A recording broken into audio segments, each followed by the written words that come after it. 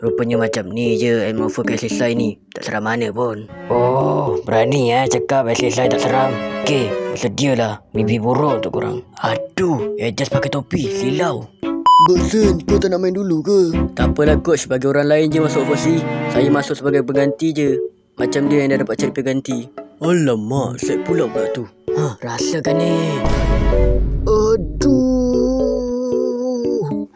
Itu ke Nacho Mendes yang pernah main kat Europe tu? Tak keras mana pun. Aduh, asal Watashi rasa tak sedap hati ya. Memanglah tak sedap hati sebab korang jadi akan kena belasang kita orang.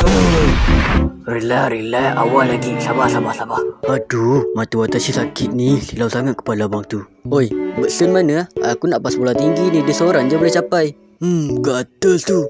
Sekejap aku pergi bagi dia. Tak payah. Nak lari pula. Ni sepak ni.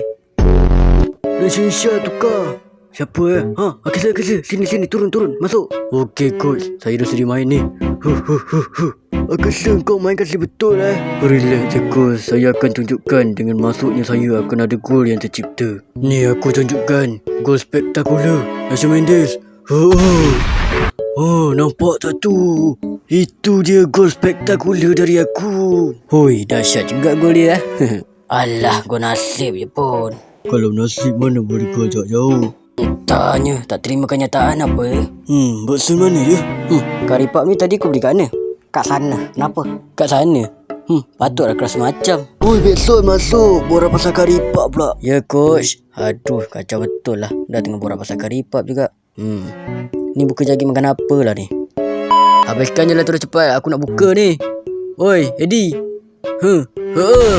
Let's go. Kita jemur baju dulu macam zaman-zaman Messi. Betul tak? Bau kepam juga ni baju. Berapa tahun tak cuci ni? Sambut ni. Alamak, tinggi sangat ni. Let's go. Kita counter attack. Nah. Okey. Gue mah. Sambung balik. Lipas kudung. Ingat tu slogan aku. Gue hammer. Lipas kudung. Dah lah, kesian pula aku tengok kena belasah.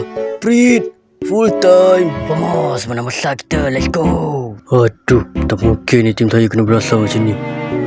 Tolong infokan lawan yang setaraf dengan JDT dekat Asliah. Okey? Balik Tak ada mood aku nak main. Kena belasah macam ni.